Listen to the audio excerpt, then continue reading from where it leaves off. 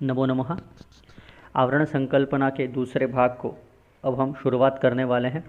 इसका पहला भाग जो है वो उस भाग में हमने आवरण संकल्पना के जो कुछ बेसिक्स कॉन्सेप्ट्स हैं वो हमने उसमें देखे हैं। अब इसके बाद हम स्पेसिफिकली जो आवरण के लक्षण हैं चरक संहिता में बताए गए उनके कार्य कारण भाव और उसके साथ साथ उसकी चिकित्सा जो है वो एक एक भाग में देखने वाले हैं।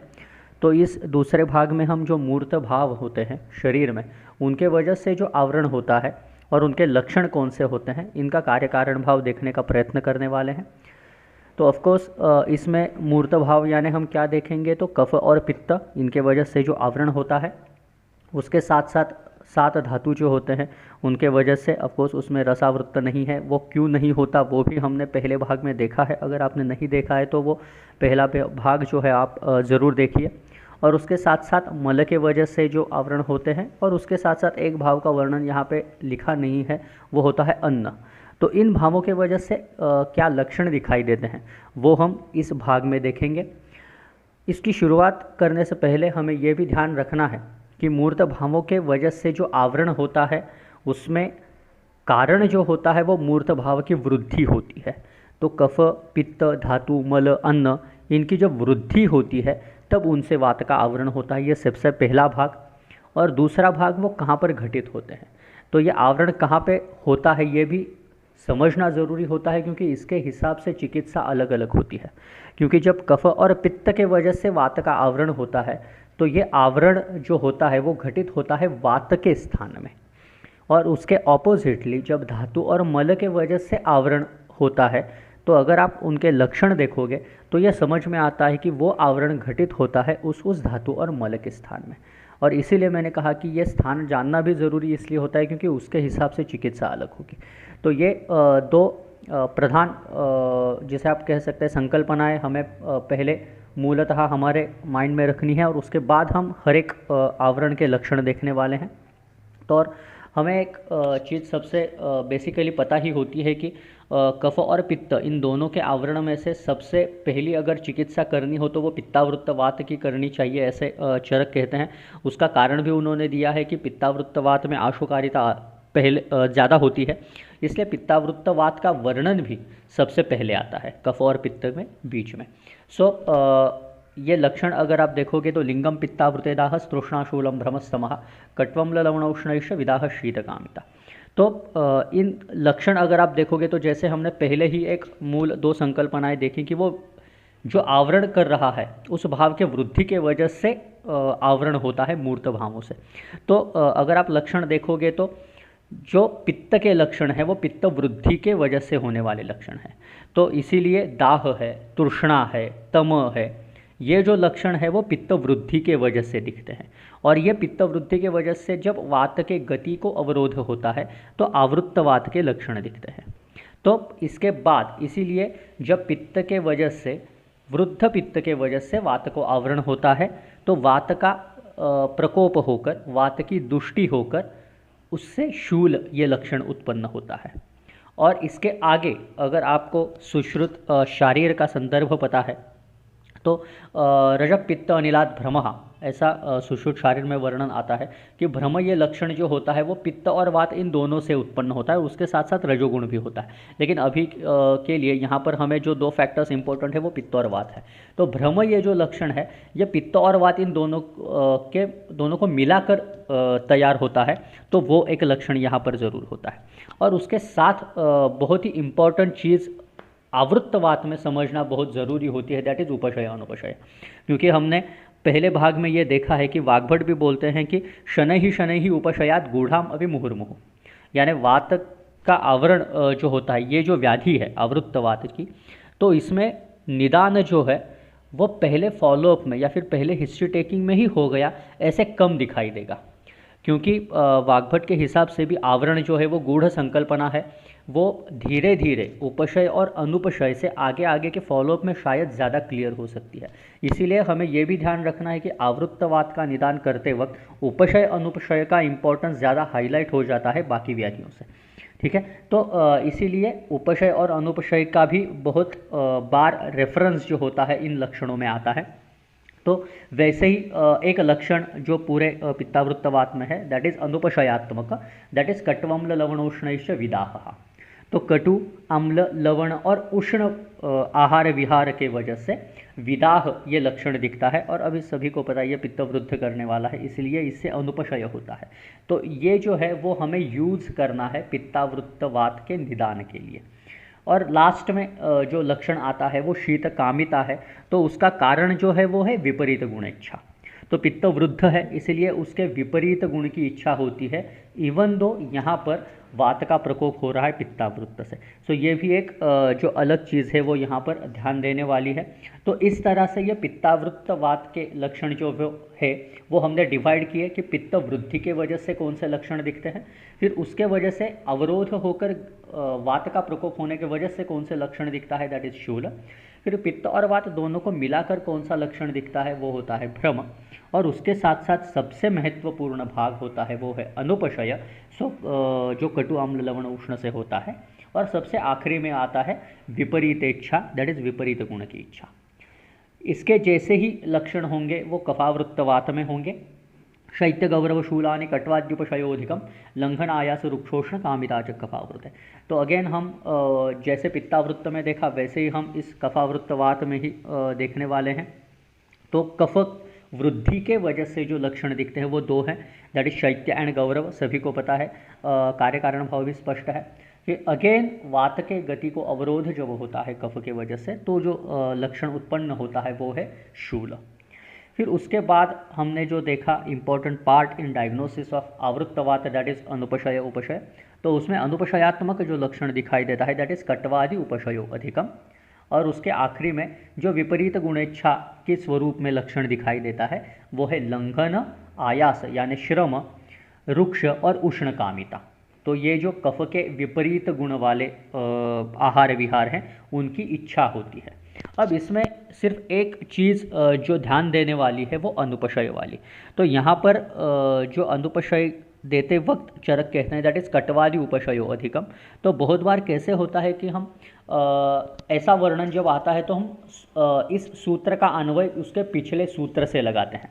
तो क्या हो जाता है कि यहाँ पर जब कट्वादि उपशयो अधिकम, तो कट्वादि से सॉरी जब उपशय मिलता है ऐसे हम कहते हैं तो हमें लगता है कि ये पिछला जो पित्तावृत्त का सूत्र है दैट इज कटु आम्ल लवण उष्ण, इसके वजह से ये उपशय यहाँ पर मिलता है। तो ऐसा नहीं है, यहाँ पर कट्वादि उपशय का मतलब पिछले सूत्र से नहीं है। जैसे चक्रपाणि ने नीचे कहा है कि कट्वादि उपशय, कट्वादि से उपशय मिलता है, इसका मतलब है कटु उष्णादि कफ विपरीत ही उपशय। तो कटु उष्ण इत्यादि जो गुण कर्म आहार विहार ये कफ के विपरीत होते हैं उनके वजह से उपशय मिलता है, और इसके समान गुणात्मक जो होता है उनके वजह से अनुपशय मिलता है। तो यहाँ पर बहुत बार ये गलती हो जाती है कि कट्वादि उपशय अधिकम का हम अन्वय पिछले सूत्र से लगाते हैं।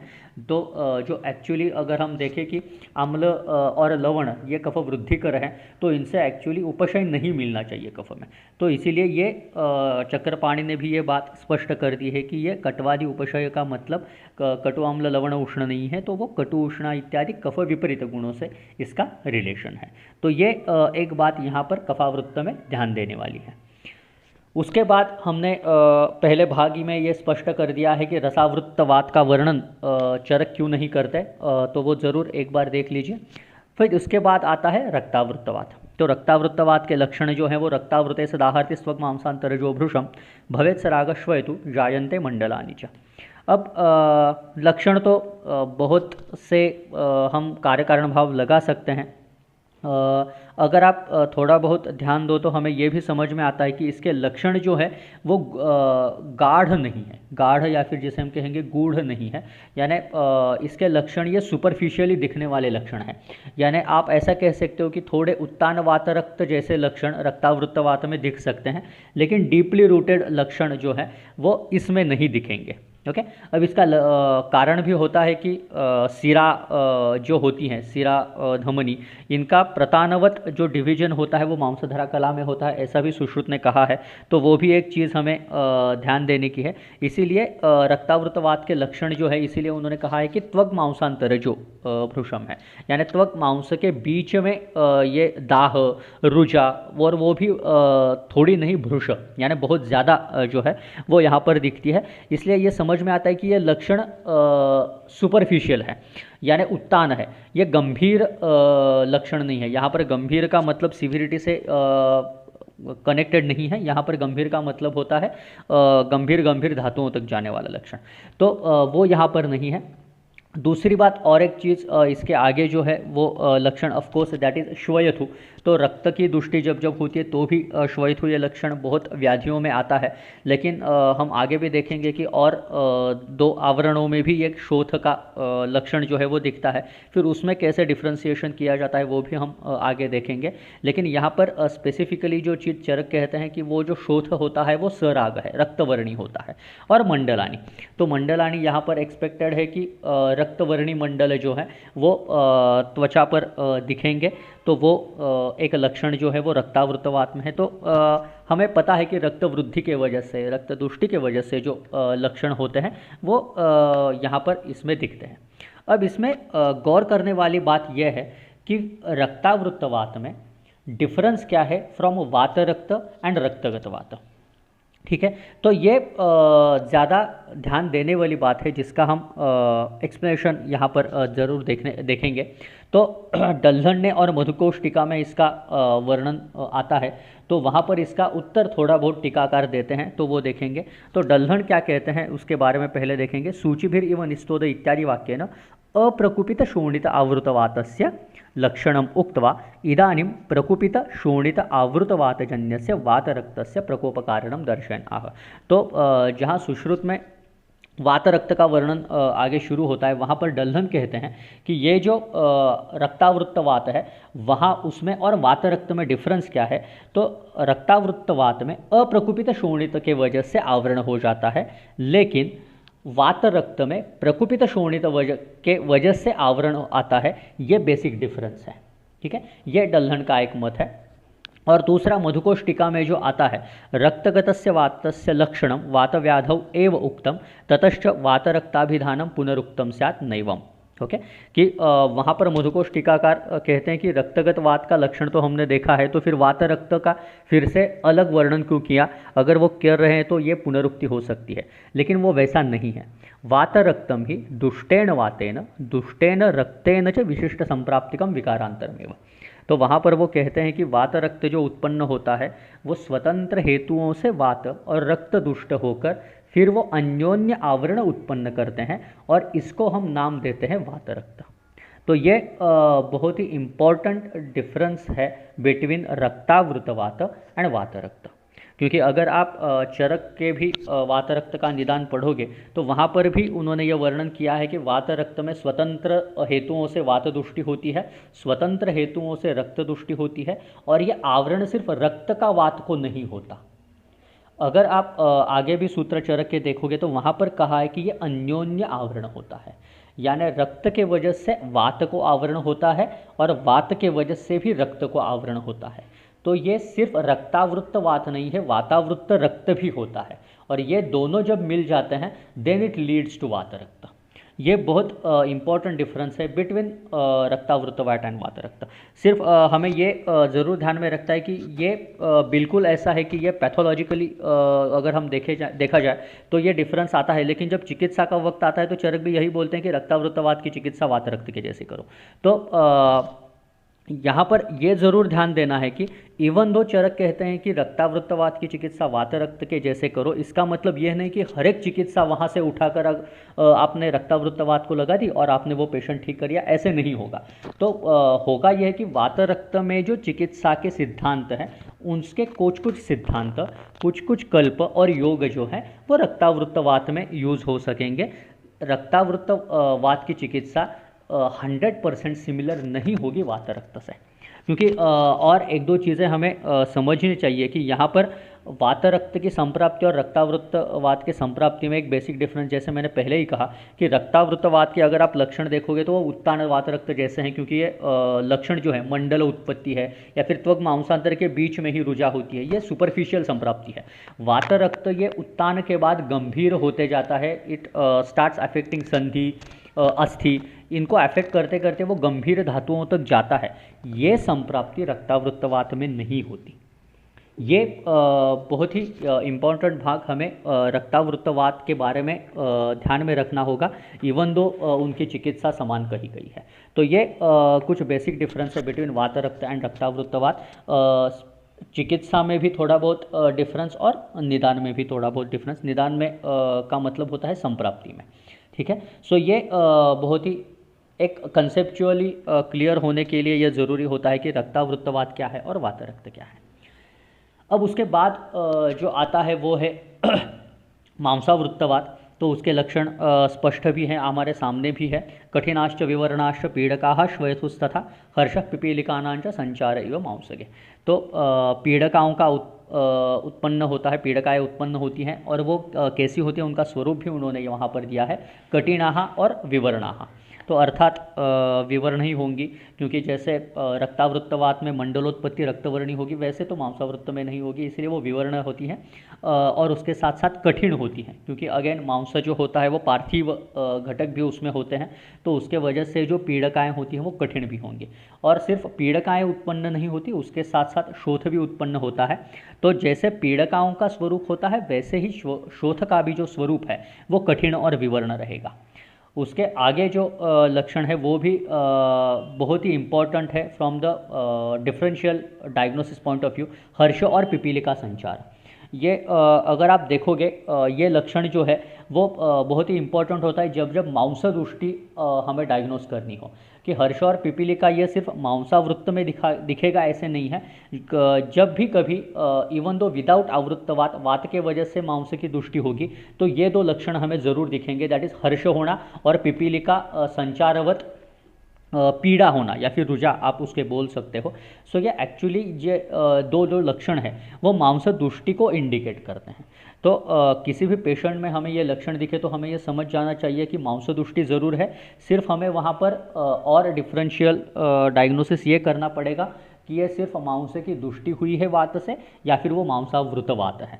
तो ऑफ कोर्स ऊपर वाले भी लक्षण अगर दिखेंगे, यानी शोथ पीड़काएँ दिखेंगी, तो मांसावृतवात जो निदान है वो फाइनल हो सकता है। Okay, so this is very important लक्षण हर्ष और पिपीलिका संचार, जो हमें बाकी व्याधियों में भी मांसदुष्टि को निदान करने के लिए यूज़ हम कर सकते हैं। अब और एक लक्षण मैंने जैसे नीचे भी एक्सप्लेन किया है कि पीड़का जो होती है वो ग्रंथि रूप है, लेकिन वो एकदेश शोफ है। अगेन ये भी हमें ध्यान रखना है कि ये मांसावृत्तवात वगैरह, इसका मतलब ये एक ही टाइम में सभी जगह पर सभी मांस दुष्टि होकर सभी जगह पीड़का हुई ऐसे होने का संभव कम है। ये पीड़का जो होती है वो प्रायः एकदेश शोफ इंडिकेट करती हैं। तो ये भी एक चीज़ ध्यान में रखना जरूरी होता है। उसके बाद वाला जो धातु है दैट इज़ मेधावृत्तवात, चरस्निग्धो मृदुशीत शोफोंगेशु अरुचिस्तथा आढ्यवात इति ज्ञेय सकृच्छ्रो मेधसावृतः। तो लक्षण जो है वो हम थोड़े थोड़े अभी क्लियर हैं। अगेन मैंने जैसे कहा था कि शोथ ये लक्षण रक्तावृत्त और मांसावृत्त के साथ साथ मेधावृत्त में भी आता है, लेकिन अगेन यहाँ पर स्वरूप भिन्न है। यानी मेधावृत्तवात के वजह से जो सूजन आती है वो चल होती है, स्निग्ध होती है, मृदु होती है और शीत रहेगी। So this is a important differentiating point कि शोफ तीनों में भी होगा, लेकिन उसका स्वरूप अलग अलग होगा। अब उसके बाद जो लक्षण आता है वो अरुचि होता है। अगेन अरुचि मेधावृत्तवात में ही क्यों होगी, उसका मेरे हिसाब से जो कार्य कारण भाव है वो मैंने आपके सामने रखा है। दैट इज़ मेध और कफ जो होते हैं वो समान गुण भूयिष्ठत्व होते हैं, और इवन आपको पता है कि ज्वर के पूर्व रूप में भी विशेष पूर्व रूप जो कहे गए हैं, इसमें कफाद अन्नात अरुचिर भवेत्, यानी कफज ज्वर अगर होने वाला हो तो उसका पूर्व रूप जो है वो दिखाई देता है अरुचि के रूप में। तो मेध और कफ जो होते हैं वो समान गुण भूयिष्ठ होते हैं, इसीलिए मेधावृत्तवात के लक्षणों में अरुचि ये लक्षण वेरी स्पेसिफिकली आता है। जो ये मैं इसलिए हाईलाइट कर रहा हूँ क्योंकि अरुचि लक्षण हमें जनरली लगता है कि वो कोष्ठ से रिलेटेड है, लेकिन अरुचि ये लक्षण धातु दृष्टि के वजह से भी आ सकता है और स्पेसिफिकली वो आ सकता है मेदो दृष्टि के वजह से। सो उसका कारण जो है वो मेरे हिसाब से समान गुण भूयिष्ठत्व है बिटवीन कफ एंड मेद। उसके बाद अगेन सबसे इंपॉर्टेंट पार्ट पहले लूँगा नीचे वाला, दैट इज़ आढ्यवात। हमें पता है कि आढ्यवात और भी चीज़ों को हम बुलाते हैं, जैसे वातरक्त भी है। तो इसका मतलब ये नहीं कि मेधावृत्तवात को आढ्यवात बोल दिया इसका मतलब वातरक्त इज़ नॉट आढ्यवात। हमें यह ध्यान में रखना है कि एक नाम जो होता है वो और 2 या 3 द्रव्यों को, 2 या 3 व्याधियों को हो सकता है। जैसे हम सभी को पता है कि अमृता ये नाम जो है वो हम गुडुचि को भी देते हैं और अभया को भी देते हैं। So what is important is कि उसमें वो कैरेक्टरिस्टिक है या नहीं है। तो गुडुचि भी अमृता के जैसे काम करती है और हरितकी भी अमृता के जैसे काम करती है, इसलिए दोनों को अमृता नाम दिया जाता है। तो वैसे ही आढ्यवात का मतलब मेधावृत्तवात ही है, वातरक्त नहीं है, या फिर वाइस वर्सा ऐसे नहीं होता। मेधावृत्तवात भी आढ्यवात होता है और वातरक्त भी आढ्यवात होता है। उसका कारण ये है कि जो आढ्य व्यक्ति होते हैं, सुकुमार व्यक्ति होते हैं, उनमें वो ज़्यादा होता है, इसलिए उसे हम आढ्यवात कहते हैं। सो तो दोनों भी आढ्यवात हैं। तो ये बहुत ही इम्पोर्टेंट चीज़ ध्यान देने वाली। और उसमें सबसे लास्ट वाली जो बात साध्यासाध्यत्व के हिसाब से दी है कि वो कुरुक्षर है। अब यह कुरुक्षर क्यों है उसका कारण भी मैंने नीचे दिया है, दैट इज़ स्थौल्यवत। क्योंकि हमने सभी को ये प्रथम वर्ष से हम ये पढ़ते हैं कि कुरुष और स्थौल्य में स्थौल्य की चिकित्सा ज़्यादा हार्ड होती है करने में, कुरुक्षर होती हैं, क्योंकि अगेन मेद अग्नि और वात की दृष्टि होती है। जब आप एक को कम करते हो तो दूसरा बढ़ जाता है एंड वाइस वर्सा। इसीलिए वो सेम चीज़ जो होती है वो यहाँ पर अप्लाई हो जाती है और इसी के वजह से मेधावृत्तवात में सकृच्छरः ये अगेन उन्होंने स्पेसिफिकली लिखा है। ओके तो ये एक सिमिलर थिंकिंग जो कृश और स्थौल्य की चिकित्सा में आती है वही मेधावृत्तवात में भी अप्लाई करते हैं चरकाचार्य। ठीक है, तो वो एक बात मेधावृत्तवात के बारे में। अब उसके बाद जो आता है वो ज़्यादा तो श्वेथु के हमने जो देखे कि प्रकार जो हैं वो तीनों आवृत्तवात में आते हैं, लेकिन उसमें डिफरेंस जो होता है वो उनके स्वरूप में होता है। तो रक्तावृत्तवात में जो शोथ होगा वो सराग होगा, आरक्तवर्णी होगा। मांसावृत्त में जो होगा वो कठिन और विवर्ण होगा, और मेधावृत्त में जो होगा वो चल स्निग्ध मृदु और शीत होगा। So this is very important. Again मैंने जैसे कहा कि ये सिर्फ आवृत्त में आपको दिखेगा, ऐसा ही नहीं है कि ये शायद जब वात के वजह से सामान्यतया दृष्टि होती है तब भी ये दिखाई दे सकता है, और शोफ के स्वरूप से हम ये निदान कर सकते हैं कि ये रक्त के वजह से है, मांस के वजह से, या फिर मेद के वजह से है। अब इसके बाद गंभीर धातु आने लगते हैं, जैसे अस्नावृत्तवात है। स्पर्शम अस्नावृते तूष्णम पीडनं चाभिनंदति संभज्यते सीदति च सूचिभिरिव तुद्यते।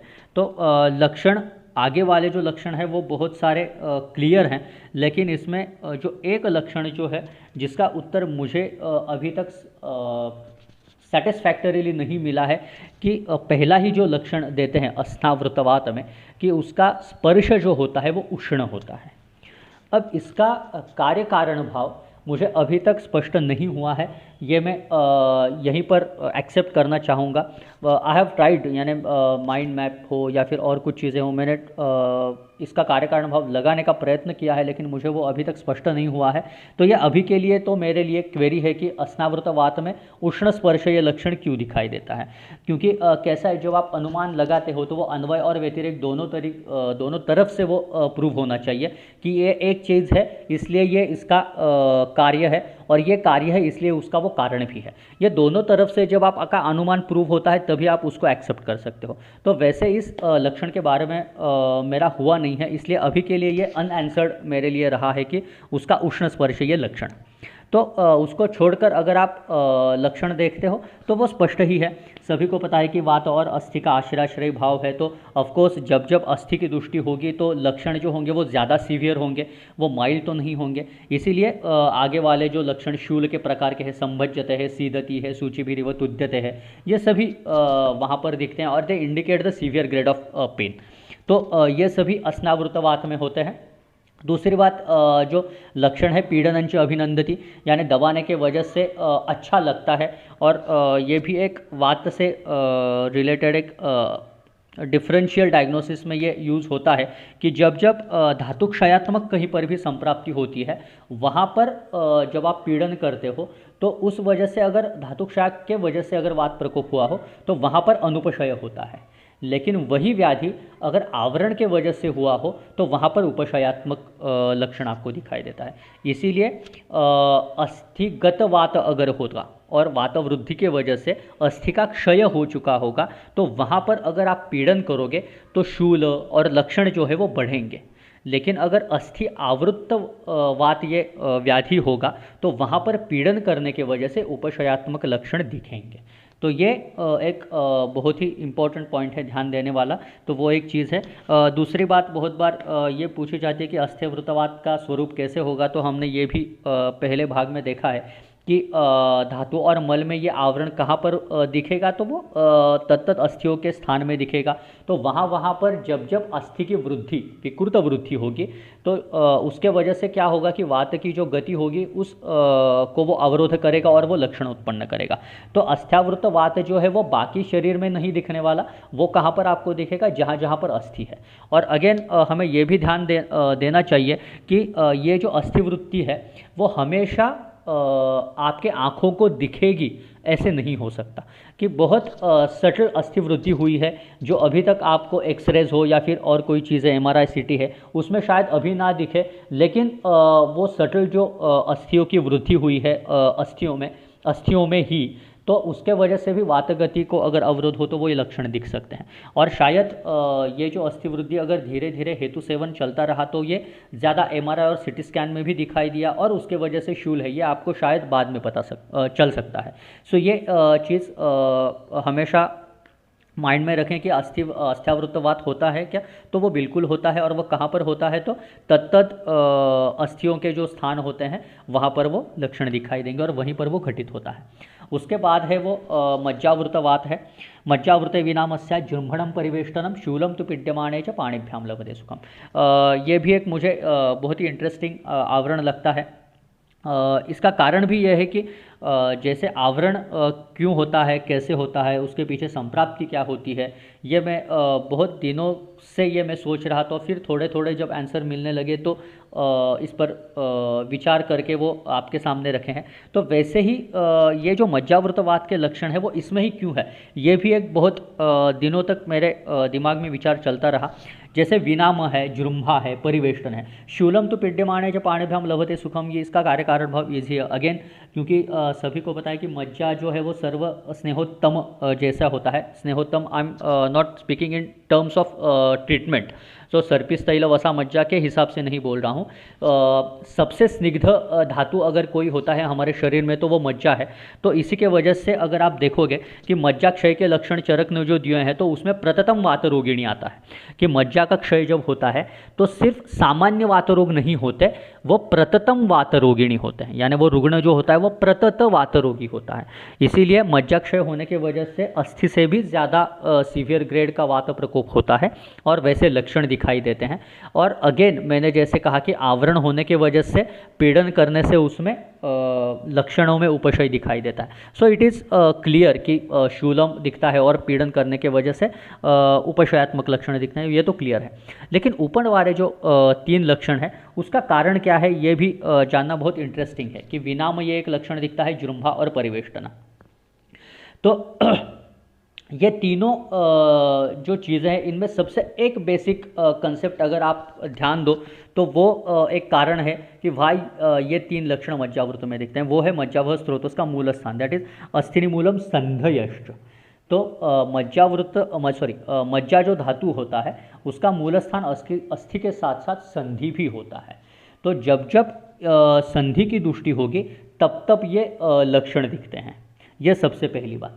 सेकंडली अगर आप देखोगे कि जृंभा और परिवेष्टन ये लक्षण अगर आप चरक में ढूंढोगे कि वो कहाँ कहाँ पर दिखाई देते हैं तो आपको सबसे पहले दिखाई देगा जृंभा जो लक्षण है वो वात का नानात्मज विकार है। और इसका कारण भी हमने देखा है कि जब जब मज्जाक्षय होता है तो प्रतत वात रोगिणी होता है, तो वो एक बात होती है। दूसरी बात, विनाम और जृंभा ये लक्षण एक साथ आते हैं वातज ज्वर में। तो ये भी ध्यान देने वाली बात कि ये जब जब वात की दृष्टि होगी तब तब ये दो लक्षण दिखेंगे। इवन यानी सिर्फ वात ज्वर के लक्षण में ही नहीं, उसके पूर्व रूप में भी ये लक्षण कुछ कुछ दिखाई देते हैं। प्राणवह स्रोतोस का जब वेध हो जाता है, विद्ध हो जाता है, तभी भी ये विनाम ये लक्षण दिखाई देता है। सो इन सबको जब आप जोड़ते हो और इसके साथ साथ सिर्फ यही नहीं, अब अगर आप अपतंत्रक और अपतानक देखोगे तो उसमें भी ये लक्षण आते हैं। तो और शायद मुझे जब तक जितना याद है, गंभीर हिक्का जो होती है उसमें भी जृंभा और देह विनमन यानी अगेन विनाम, तो विनाम और जृंभा ये लक्षण जब जब सीवियर वात प्रकोप आता है तब तब ये दो लक्षण जो है वो एक साथ आते हैं। जैसे मैंने कहा कि गंभीरा हिक्का हो, प्राणवह स्रोतस का वेद हो, फिर वात ज्वर हो, तो जब जब वात का सीवियर प्रकोप होगा तब तब ये दो लक्षण तो बिल्कुल दिखेंगे। अब उसके और एक आगे अगर आप देखोगे चरक सिद्धि स्थान में जहाँ पर बस्ती व्यापद दिए हैं, तो वहाँ पर वर्णन करते वक्त चरक ये बोलते हैं कि अस्नेह स्वेद यानी विदाउट स्नेहन स्वेद किए बिना अगर आप गुरु, तीक्ष्ण और बहुमात्रा में अगर बस्ती दोगे तो कौन कौन से लक्षण दिखते हैं। तो उनके लक्षण अगर आप देखोगे तो उसमें उन्होंने अंग रुजा यानी बहुत ज़्यादा पूरे शरीर में रुजा होना, जुरुम्भा होना और वेष्टन होना, ये लक्षण वहाँ पर उन्होंने वर्णन किए हैं। तो अगेन ये एक चीज़ ध्यान देने वाली। उसके साथ साथ अगर आप शिरोमर्माभिघात के लक्षण देखोगे तो उसमें भी जुरुम्भा ये भी लक्षण आता है और उसके साथ साथ उद्वेष्टन ये भी लक्षण आता है। तो उद्वेष्टन ये लक्षण जनरली कब दिखाई देता है, जब वात प्रकुपित होता है और कफ का क्षय होता है। ये अगर आपको याद होगा तो कियंत शिरसीय में 17वां जो अध्याय है सूत्र स्थान में, उसमें अंशांश विकल्पना से दोषों के लक्षण जो दिए हैं, वहाँ पर उद्वेष्टन ये जो लक्षण आता है वो वातवृद्ध और कफ क्षीण में आता है। तो ये एक इंटरेस्टिंग ध्यान देने वाली। और सबसे मज़ेदार एक चीज़ अगर आपने ध्यान दी होगी तो राजयक्ष्मा की अगर आप संप्राप्ति देखोगे तो वहाँ पर जृंभा ये लक्षण जो दिया है वो जब राजयक्ष्मा में दोष संधिगत होते हैं तब जृंभा और ज्वर ये लक्षण दिखाई देता है, ऐसे चरक ने कहा है। उसका रिलेशन आप यहाँ पर लगा सकते हो, क्योंकि जब जब दोष संधिगत होंगे तब तब जृंभा ये लक्षण आएगा और संधि ये अगेन मूल स्थान किसका है, मज्जावह का है। तो जृंभा ये लक्षण तो बिल्कुल मज्जा दुष्टि में दिखेगा, ये बहुत ही ध्यान देने वाली बात यहाँ पर है। और दूसरी बात इसमें ज़रूर देखने वाली है, दैट इज़ परिवेष्टनम। तो ऐसे होता है कि परिवेष्टनम के बारे में भी बहुत बार हमारे दिमाग में प्रैक्टिकली जो हम पेशेंट्स देखते हैं उसमें परिवेष्टन ये लक्षण हम मांस के साथ ज़्यादा जोड़ते हैं कि म्हणजे आवरण जैसे कुछ आया हो या फिर कवर जैसे किया है किसी चीज़ ने, ऐसी फीलिंग आती है वो परिवेष्टन के हिसाब से।